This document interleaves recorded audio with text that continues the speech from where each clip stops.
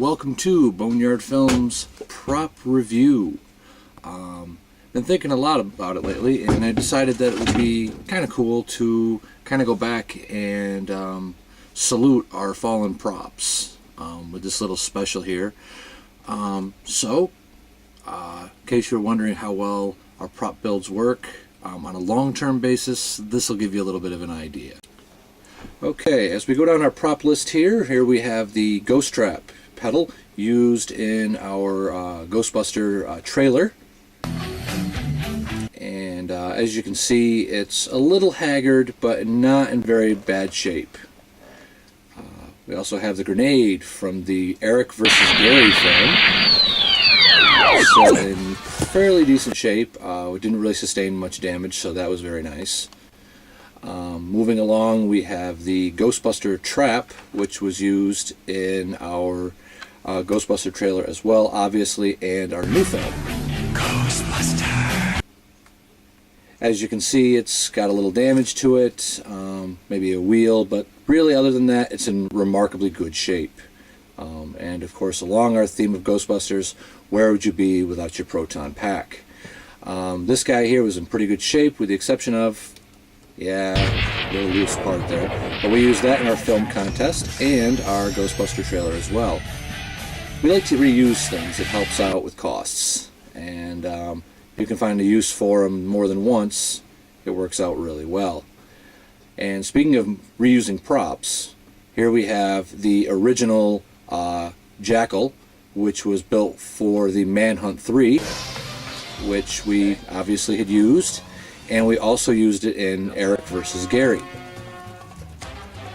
But it didn't really work as well as we wanted it to. We really wanted an actual one that could fire, so a rebuild was in order, and we rebuilt the entire gun. And the only piece that I was able to salvage from the original, obviously, was the sheet metal slide.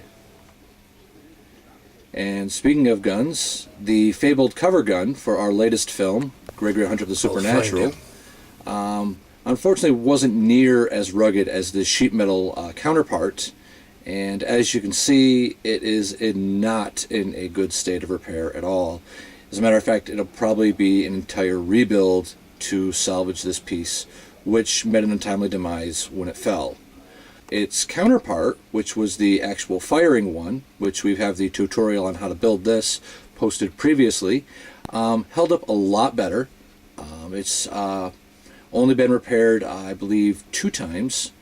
And on the latest bump, we'll say, to put it mildly, a little bit of structural integrity happened, and we kind of lost a little piece on the bottom.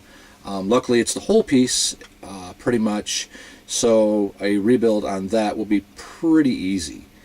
But as you can see, the gun is still really solid. It didn't really break too bad.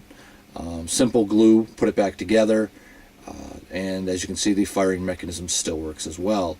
So all in all, this was actually a very successful build, and held up a lot better than the previous build.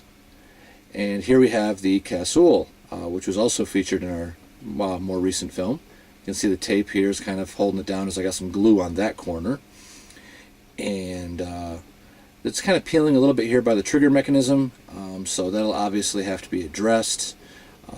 But all in all, not too bad. I mean, I know the slide did kind of come out a little bit here, but it does kind of stay put, so it's not something that's like in danger of falling off anytime soon. And again, as you can see, it held up really well. I mean, there's no parts that have really fallen off of this one. The paint didn't scratch, the lettering is still really clear, and it does still fire as well. And of course, while we're on this new film, the Gregory glasses, modeled after the Helsing series Alucard, as well as the guns, obviously. In really good shape. This was a real easy build. I just had to take care of the lenses and the earpieces and the insides of the eye covers, which I had used leather on. And as you can see, part of the glue let go, and it kind of started to peel a little bit. But all in all, for as much as these have been used, they're in really good shape. Also now, moving into our future projects, This is a non-firing, lightweight version of the Casoul. I had built them with the intent of possibly using them in our newest film we're working on now, Gregory, Hunter of the Supernatural. But we ended up really not needing them, as the ones that I had built held up really good. And so hopefully, with a little paint and a little writing, this one will be finished. Now the Jackal, on the other hand, the Jackal is complete, other than maybe a little touch-up work. As you can see, the white lettering underneath. Want it to look more etched, so I will probably go over that with a little bit of paint, but this one is as close to accurate as I could make it. The only problem is it doesn't fire. As a matter of fact, neither one of these two guns fire, but if you're a Comic-Con fanatic and you really want to bring one to a con, this is the gun you could bring, as you're not going to get in trouble because it can't do anything but look cool.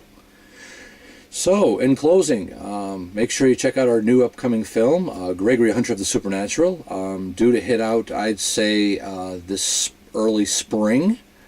Should be a really cool watch. And for those of you who wish to support us a little further, Boneyard Films t-shirts are now available. You can contact us on Facebook if you wish to order one, or leave a comment in the box down below. We have no problem with either one. We can do a range of sizes, and we can also do baseball caps and things like that. So yeah, I hope you really enjoyed this little trip down memory lane. It was fun for me, and it kind of gives you an idea of what to expect from any prop builds that we can put out for you in the future. That yes, you may suffer a little wear and tear on things, but as in Hollywood, most things do. So hope you enjoyed this, and we'll see you next time. Alrighty, and that's a wrap.